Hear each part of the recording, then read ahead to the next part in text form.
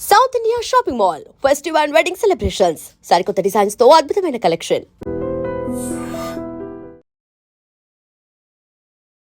కడప జిల్లాలో ఘోర విషాదకరమైన ఘటన. ఒక వ్యక్తి క్షణికావేశంలో తీసుకున్నటువంటి కఠినమైన నిర్ణయం వల్ల నలుగురు ప్రాణాలు బలైపోయాయి. చాలా దారుణమైన ఘటన.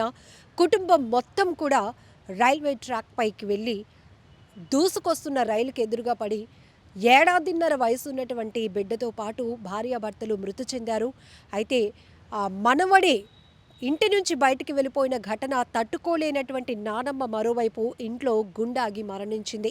ఎంత దారుణమైన ఘటన. శంకరాపురానికి చెందిన శ్రీరాములు, శిరీష ఇద్దరు భార్యాభర్తలు. వీరికి ఏడాదిన్నర వయసు ఉన్నటువంటి రిత్విక్ ఉన్నారు. 2 ఏళ్ల క్రితం వీళ్ళకి మ్యారేజ్ అయింది. మేనమామ కూతుర్నే పెళ్లాడినటువంటి శ్రీరాములు మద్యానికి మాత్రం బానిసయ్యాడు. తరచుగా మద్యం మానేయండి అంటూ భార్య చెప్తూనే ఉంది. ఇదే విషయంపై తరచుగా భార్యాభర్తల మధ్య గొడవలు జరుగుతున్నాయి.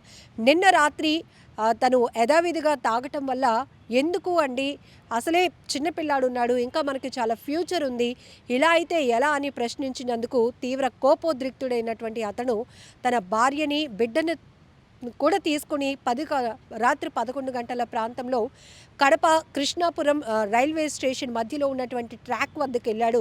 దూసుకొస్తున్నటువంటి గూడ్స్ ట్రైన్కి ఎదురుగా వెళ్ళి మొత్తం ముగ్గురు కూడా బలవంతంగా ప్రాణాలు తీసుకునే ఘటన ఘోరమైన ఘటన. చాలా బాధాకరం. రైల్వే ట్రాక్పై చెల్లాచెదురుగా పడి ఉన్నటువంటి ఈ భార్యాభర్తల మృతదేహాలతో పాటు చిన్నారి మృతదేహాన్ని చూసి కూడా పోలీసులు చలించిపోయారు. ఈ దృశ్యాలు తీవ్రంగా ప్రతి ఒక్కరిని కలిచివేస్తున్నాయి. అయితే రాత్రి జరిగినటువంటి ఘర్షణతో మనవడు ఇంటి నుంచి బలవంతంగా బయటకు వెళ్ళిపోవటాన్ని జీర్ణించుకోలేనటువంటి నానమ్మ సుబ్బమ్మ కూడా ఇంట్లో గుండె ఆగి మరణించింది. ఒక్కసారిగా ఒకే కుటుంబంలో నలుగురు మరణించడంతో తీవ్ర విషాదకరమైనటువంటి ఛాయలు అలుముకున్నాయి. ప్రతి ఒక్కరూ జీర్ణించుకోలేనటువంటి ఘటన ఇది. తరచుగా భార్యాభర్తల మధ్య, కుటుంబం మధ్య ఈ మద్యం వల్ల జరుగుతున్నటువంటి తగాదా కాస్త ఇప్పుడు తీవ్ర విషాదంగా మారిపోయినటువంటి దుస్థితి. చాలా ఘోరమైన దుర్ఘటన కడప జిల్లాలో జరిగింది. ఒక్కసారిగా ప్రతి ఒక్కరూ తీవ్రంగా చర్చించుకుంటున్నారు. ఏముంది, కుటుంబం కోసం ఉన్నటువంటి వ్యసనాలు మానేస్తే ఏమైనా అయిపోతుందా? తాగడం వల్ల ఎంత ప్రమాదమో తెలిసినప్పటికీ కూడా ఆ వ్యసనానికి బానిసలైపోతున్నారు. ఇప్పుడు ఏకంగా భార్యతో పాటు ఆనందంగా జీవించాల్సినటువంటి వ్యక్తి శ్రీరాములు తన ఏడాదిన్నర బిడ్డతో పాటు బలవంతంగా ఇంటి నుంచి వెళ్ళిపోయి దూసుకొస్తున్న గూడ్స్ ట్రైన్ ఎదురుగా వెళ్ళి రైల్వే ట్రాక్పై పడి మృతదేహాలు కనిపించడం చాలా ఘోరమైన ఘటన. అయితే ఇప్పటికీ కూడా తెల్లవారుజామున ఈ ముగ్గురు కూడా చనిపోయారు అనే విషయం తెలుసుకోవడంతో ఒక్కసారిగా పెద్దాయన గుండె ఆగిపోయినంత పని అయిపోతుంది.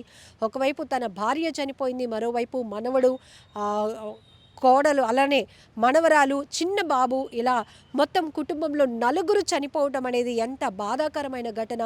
ఈ మధ్య కాలంలో చాలా వరకు హత్యలు, ఆత్మహత్యలు చూస్తుంటే గనక కుటుంబ కలహాల కారణంగా జరుగుతున్నప్పటికీ పసిపిల్లల్ని బలి చేస్తున్నారు. ఎంత దారుణం. ఆ పిల్లాడి ఫోటో చూస్తుంటేనే మనసు చలించిపోతోంది. ఎంత అల్లారు ముద్దుగా చూసుకోవాల్సినటువంటి ఆ తల్లిదండ్రులు ఎందుకింత కఠినంగా వ్యవహరిస్తున్నారో, పిల్లల్ని కూడా బలి తీసుకుంటున్నటువంటి ఘోరమైన ఘటనలు ఇంకెన్ని చూడాల్సి వస్తుందో అని భయమేస్తుంది. ఇలాంటి విషయాలు చూస్తుంటేనే చాలామంది మనసు కలిచివేస్తున్నటువంటి దృశ్యాలు ఇవి. ఎందుకంటే జీర్ణించుకోలేకపోతున్నాం. పెద్ద సమస్య ఏమీ కాదు, చిన్న అలవాట్లు మానేమన్నందుకు కూడా దాన్ని పెద్ద ఒత్తిడిగా తీసుకుంటున్నారు. అదేంటంటే తీవ్రంగా వాళ్ళు ఎంత ఘోరంగా తీసుకుంటున్నారంటే ఈవెన్ వాళ్ళు చనిపోవడమే కాదు, కుటుంబంలో ఉన్నటువంటి వారి ప్రాణాలు తీయటానికి కూడా వెనకడుగు వేయటం లేదు. ఇక్కడ శ్రీరాములు అనే ఒక వ్యక్తి తీసుకున్నటువంటి కఠినమైన నిర్ణయం వల్ల నలుగురు బలైపోయినటువంటి దుర్ఘటన చాలా బాధాకరమైన విషయం. ఆ కుటుంబం తేరుకోవడం కూడా ఎవరి వల్ల కాదు, వాళ్ళని ఓదార్చడం కూడా ఎవరి వల్ల కాదు. ఒకవైపు ఆ శిరీష మృతదేహాన్ని చూసి ఏడవాలా, చిన్న బాబు మృతదేహాన్ని చూసి ఏడవాలా? శ్రీరాములు ఇలా మద్యం మానేయమన్నందుకు తీసుకున్నటువంటి నిర్ణయం వల్ల ఇంతమందిని బలి తీసుకున్నాడు అని ఏడవాలా? ఓవైపు మనవడ కోసం ఆగిపోయిన గుండె నానమ్మ కోసం ఏడవాలా తెలియలేనటువంటి ఘోరమైన దుస్థితి ఆ కుటుంబంలో నెలకొంది. చాలా బాధాకరం. ఇలాంటి ఘోరమైన దృశ్యాలు చూసినప్పుడు మనసు చలించిపోవడమే కాదు, చాలా కుటుంబాల్లో మార్పు రావాల్సినటువంటి అవసరం కూడా ఉంది.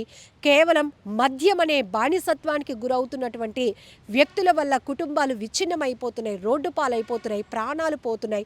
ఎంత దారుణాతి దారుణం. మానేస్తే నా బ్రతుకు బాగుపడుతుందని ఒక మంచి నిర్ణయం తీసుకుంటే ఈరోజు కుటుంబం అంతా హ్యాపీగా ఉంటుంది. భార్య తనని నమ్మి వచ్చినటువంటి భార్యతో పాటు ఆ చిన్న పిల్లలు ఎవరైతే కుటుంబంలో తల్లిదండ్రులు పైన ఆధారపడి ఉంటారో వాళ్ళ లైఫ్ కూడా చాలా బ్రైట్ ఫ్యూచర్గా ముందుకు వెళ్ళాల్సినటువంటి పరిస్థితుల్లో వీళ్ళు ఎందుకు మానాలి? వీళ్ళు చెప్తే నేను వినేదేంటి? లేదు ఇది వీళ్ళందరూ నాకు చెప్పడమా, నన్ను నిలదీయడమా, నేను మానను అనుకుంటూ ఒక క్షణికావేశంలో నిర్ణయాలు తీసుకుంటున్నారు. ఇతను కూడా అర్ధరాత్రి 11 గంటల ప్రాంతంలో భార్యని బిడ్డని తీసుకుని ఎదురుగా దూసుకొస్తున్న రైలుకి ఎదురెళ్ళటం ఏంటి, ఆ ట్రాక్ పై పడిపోవడం ఏంటి, ఛిద్రంగా పడి ఉన్నటువంటి మృతదేహాలు చూసి ఇంతమంది కన్నీళ్లు పెట్టుకోవడం ఏంటి? ఎంత దారుణమైన ఘటన కదా. చాలా విషాదకరమైన ఘటన కడప జిల్లాలో జరిగింది. నిజంగా ప్రస్తుతం ఉన్నటువంటి సమాజం దేనికి ప్రయారిటీ ఇస్తుంది? ఆర్థిక సంబంధాల చుట్టూ మాత్రమే తిరుగుతోంది. మళ్ళీ ఎన్నికలంగానే చాలా విరక్తి కలుగుతాను. మంచి అనిపిస్తుంది కదా, లేడీస్ కూడా ఛాలెంజింగ్ జాబ్స్ చేసినప్పుడు చాలా బాగుంటది. ట్రాఫిక్ అసిస్టెంట్స్ గా నియమించిన ట్రాన్స్జెండర్స్ అందరితో సాల్యూట్ చేయించుకుంటున్నారు. ఫుడ్ డెలివరీ ఇవ్వటానికి వెళ్ళినటువంటి డెలివరీ బాయ్ అనిల్ పై కళ్ళ ముందు